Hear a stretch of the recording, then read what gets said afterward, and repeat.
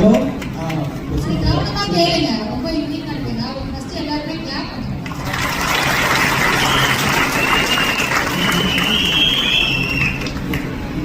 Sir, என் பேர் இளங்கவன். எனக்கு age 58 ஆகுது. நான் ஐசிஎஃப்ல 33 இயர்ஸாக ஒர்க் பண்ணிட்டு இருக்கேன். 1,22,000 இன்கம் மேக் பண்ணிட்டு இருக்கேன். இருந்தாலும் இந்த நியூட்ரிஷன்ஸ்ல வந்து என்னுடைய ரிசல்ட் நிறைய என்னை ரொம்ப நாளாக கூப்பிட்டு இருக்காங்க. என்னை கூப்பிட்டு இருக்கிறது யாரும் இல்லை, என்னுடைய சிஸ்டர், ரெண்டு சிஸ்டர் கல்வி தர்மேந்திர பாபு. இவங்க தான் ரொம்ப நாளாக கூப்பிட்டு இருக்காங்க. நான் வரல, ஏன்னா எனக்கு இது வர்றதுக்கான இன்ட்ரெஸ்ட் இல்லை. வேண்டாம், நான் பரவாயில்ல, நான் வெயிட்டாக இருந்தாலும் பரவாயில்ல, நான் பார்க்குறேன். ஆனால் நான் இதுக்கு வர்றதுக்கு முக்கியமான காரணம் என்னன்னா, என்னுடைய ஃப்ரெண்டு 2 பேர் கிட்னி டயலைஸ் பண்ணிட்டு இருக்காங்க. இந்த கிட்னி டயலைஸ் பண்ணுறதால எனக்கு என்ன ஆச்சுனாக்க, பிளட் ரிப்போர்ட் எடுக்கும்போது சுகர் லெவல் அதிகமாகி பிபி லெவல் அதிகமாகிட்டு மாத்திரை எடுத்துருக்கேன். பிபிக்கு 20 வருஷமாக எடுத்துருக்கேன், சுகருக்கு 2 வருஷமாக எடுத்துருக்கேன் மாத்திரை. இந்த மாதிரி இருக்கும்போது எனக்கு என்ன ஆச்சுனாக்க, என்னுடைய ஃப்ரெண்டுக்கு கிட்னிக்கு ப்ராப்ளம் பார்த்தீங்கன்னா, எனக்கு கிரேட்டினும் அதிகமாகிடுச்சு. கிரேட்டின்றது கிட்னி லெவல் பாதிப்பு வந்துருச்சு. டாக்டர் என்ன சொன்னார்னா, இதே மாதிரி போச்சுன்னா சுகர் லெவல் இன்க்ரீஸ் ஆகி பிபி லெவல் இன்க்ரீஸ் ஆகி கிட்னி பாதிச்சிருக்கு. இந்த கிட்னி பாதிப்பு வந்தாக்க நீங்கள் கண்டிப்பாக டயாலிஸ் பண்ணணும். என்னுடைய ஃப்ரெண்டு 2 பேர் டயாலிஸ் பண்ணுறதை நான் பார்த்தேன் நேரடியாக. நான் ஹாஸ்பிட்டல் போய் பார்க்கும்போது 4 ஹவர்ஸ் ஆகும். ஒரு டயாலிஸ் பண்ணுறதுக்கு 4 மணி நேரம் ஆகும். 4 மணி நேரம் டயாலிஸ் பண்ணும்போது அவங்க சொல்கிறது, அங்கே பண்ணும்போது சொல்லுவாங்க, என்னுடைய ஆஃபீஸ் உட்காந்து பேசணும்னு சொல்லுவாங்க. நம்ம படுக்கையிலே பண்ணோம்னா பிளட் எடுத்து போய் வரும்போது எனக்கு என்ன ஆகும்னா பசி நிறைய இருக்கும்.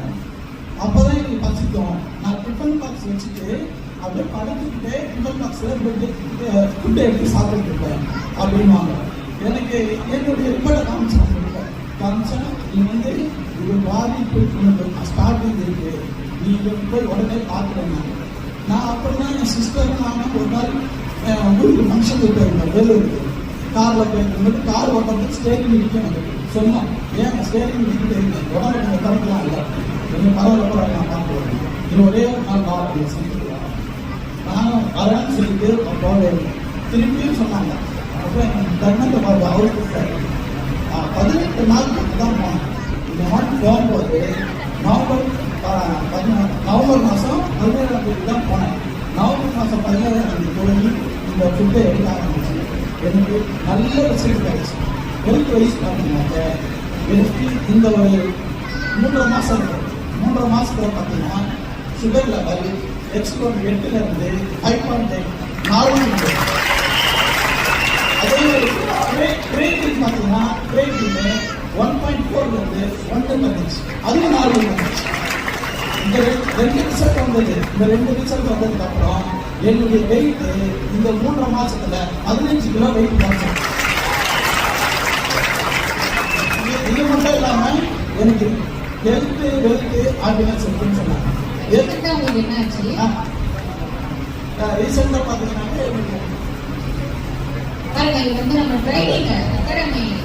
இது இல்ல ரீசெண்டா என்னன்னா லாஸ்ட் 1ஆம் தேதி பாத்தீங்கன்னா இந்த ஆக்சிடென்ட் ஆச்சு. இந்த ஆக்சிடென்ட் எப்படின்னா நான் ட்ரைனிங் வந்துட்டு இந்த ஆக்சிடென்ட் ஆச்சு. இந்த ஆக்சிடென்ட் ஆன உடனே எனக்கு நம்ம எர்பாலைட் பேட்ச் இருக்கு பாருங்க, இதே பேட்ச் தான். எனக்கு இந்த எர்பாலைட் பேட்சை குத்திட்டு தான் நான் வந்துட்டு இருக்கும்போது ஒரு மாதிரி ஆச்சு. இந்த மாதிரி வந்துட்டு இருக்கும்போது ஆகிட்டோன்னே உடனே நான் என்ன பண்ணேன்னா கீழே டைம் வந்துடும் ஃபோட்டோ எடுத்து டிபி சார் காமிச்சேன். இந்த மாதிரி எனக்கு ஒரு சின்ன ஆக்சிடென்ட் ஆயிடுச்சுங்க, என்னால் வர முடியாது, நான் மதியம் வந்துடுறேன், மதியம் இந்த ட்ரைனிங் வந்துடுறாங்க அப்படின்னு சொல்லுவேன். ஆனால் எனக்கு எவ்வளோ கட்டம் இருக்கு, எவ்வளோ இதுவாக இருக்கு இதெல்லாம் தெரியாது. ஏன்னா எனக்கு பார்க்கும்போது நான் மதியம் வந்துடுவேன்னு சொன்னாங்க. அந்த மாதிரி இருக்கும்போது டிபி சார் உடனே அடுத்த செகண்ட் வந்துட்டார் ஹாஸ்பிட்டல். வந்தோடனே ஹாஸ்பிட்டல் அது பிரைவேட் ஹாஸ்பிட்டல் போனேன்.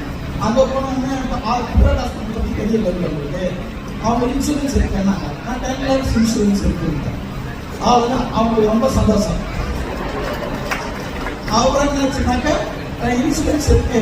அவங்க இதுல என்னன்னா எனக்கு அடிப்பட்டவரே என் கூட காரில் வந்தவர், அவரும் கூட வந்தார். அவர் ஒரு பெரிய சங்கர் ஐஏஎஸ் அகாடமி, வெற்றி ஐஏஎஸ் அகாடமி, இந்த மாதிரி ஐஏஎஸ்க்கு சீனியர் கோச் அவர் காக்க தான் நானும் தேர்ந்தெடுத்தேன். அவர் ஆனால் அவர் நல்ல மனுஷன், கூடவே இருந்து எல்லாம் பண்ணி கொடுத்தாரு. அவர் ஒரே ஒரு வார்த்தை சொன்னார், சார் எனக்கு ஒரு முக்கியமான ப்ரோக்ராம் இருக்கு, நான் போயிட்டு இருந்தால் மதியானம் ஆராய்ச்சி. நான் சொன்னேன், நீங்கள் தைரியமாக போயிட்டு வசதி இதை பற்றி கவலைப்படாதீங்க, நீங்கள் இன்சூரன்ஸ் இருக்கு அப்படின்னு நல்ல தைவாசம் இருக்கு, நான் பார்த்துக்கிறேன். அவர் கை கொடுத்து நான் அனுப்பிச்சேன். இன்னைக்கு அவர் மெசேஜ் போட்டிருக்காரு, அதெல்லாம் நான் அடிப்பு சார், நான் அப்புறம் சொல்றேன். ஏன்னா ரொம்ப சார் தையல் வந்து 25 தையல் இது நடந்து போன மாசம் 1ஆம் தேதி ஆச்சு. இன்னைக்கு என்ன தெரியுது 11, கிட்டத்தட்ட 9 நாள் தான், 10 நாள் அப்படின்னு 10 நாள்ல இது மாதிரி பேசுறேன்.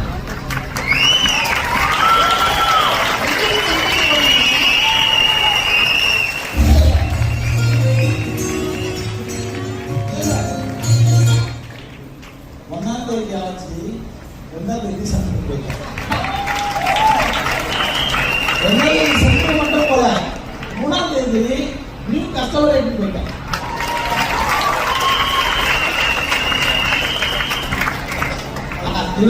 இந்த மாதிரி வந்து எனக்கு இப்ப 25 தையல்ல நேற்று டாக்டர் கிட்ட போயிருந்தேன். டாக்டர் ரயில் ஹாஸ்பிட்டல் பார்த்தேன், ட்ரீட் பண்ணுறேன். பார்த்து டாக்டர் பார்த்துட்டு எல்லா ஸ்டிச் ரெண்டு ஸ்டிச் எடுத்துட்டாரு. மூக்கில் மட்டும் கொஞ்சம் ஸ்டிச் இருக்கு, ஏன்னா அது இன்னும் கொஞ்சம் 1 வீக் பண்ணி எடுத்துருந்தாங்க. அவ்வளோதான். இப்போ ஸ்டிச் 25. நீங்க இந்த மாதிரி அடிப்பட்டீங்க, அகாடமி போகும்போது என்னடா நம்ம ட்ரைனிங் போறோம் அப்படிப்பட்ட ஃபீல் நமக்கு தேவை நினைக்கிறேன். இல்லை எனக்கு மேடம் நான் சார் அடி சார் சொல்றாரு, ஃபோக்கஸ் பிரேமர் இருக்கணும், அப்பதான் ஜெயிக்க முடியும். எனக்கு அது இல்லை மேடம், எனக்கு நீங்க சொன்னாலும் மாட்டீங்க, ஐசெட்டு தான் நான் கூட்டிட்டு இருக்கேன். ஆனா எனக்கு பாத்ரூம் போனாலும் குளிச்சாலும் தூங்கி எழுந்தாலும் டக்குன்னு எழுந்த உடனே ஞாபகம் இருக்கு என் தான். இல்ல ஏன்னா இதுல நான் ஜெயிச்சிடுவேன், அவர் பெரிய அச்சீவரா வருவேன் அப்படின்னு 100% நினைக்கிறேன். அதே மாதிரி இதுல பாத்தீங்கன்னாக்கா எனக்கு இன்கம் வந்து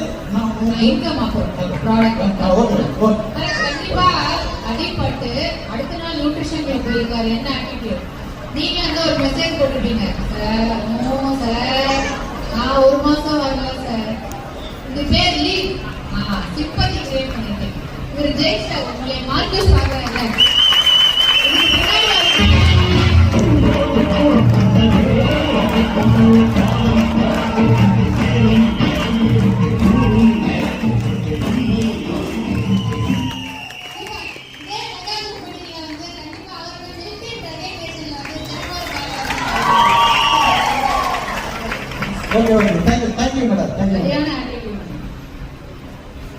மணிசார் குட் புக்ல நீங்க வந்தீங்க, அப்ப பிரசிடென்ட் தான்.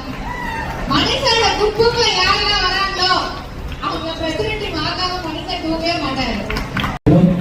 இல்ல ஏன்னா இந்த வாய்ப்பு கொடுத்ததை நான் சொல்லாம பெரிய தப்பு.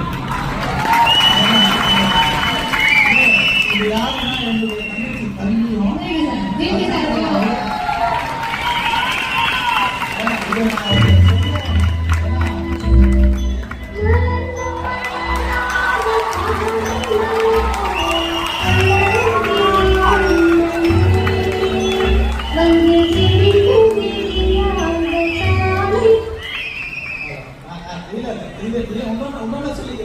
இப்ப நம்ம வந்திருக்கிறது மணிசார் சாந்தி மேடம்.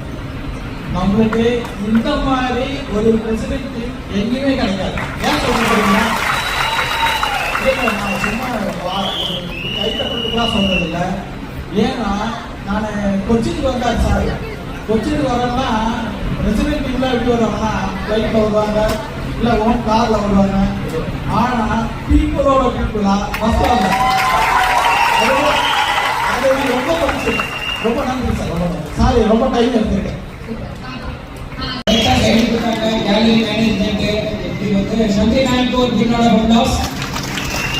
நம்ம ஸ்டேட்ஸ்ல வந்து நிறைய விட்டமின்ஸ் மினரல்ஸ் இருக்கு. இருக்கா இல்லையா? 18 வித்தியா விட்டமின்ஸ் மினரல்ஸ் இருக்கு. ஆனா இன்னொரு வந்து எசென்ஷியல் விட்டமின் பத்தி தான் இப்போ பேச போறோம். ஸோ விட்டமின் எம், யார் யாருக்கு வேணும் விட்டமின் எம்?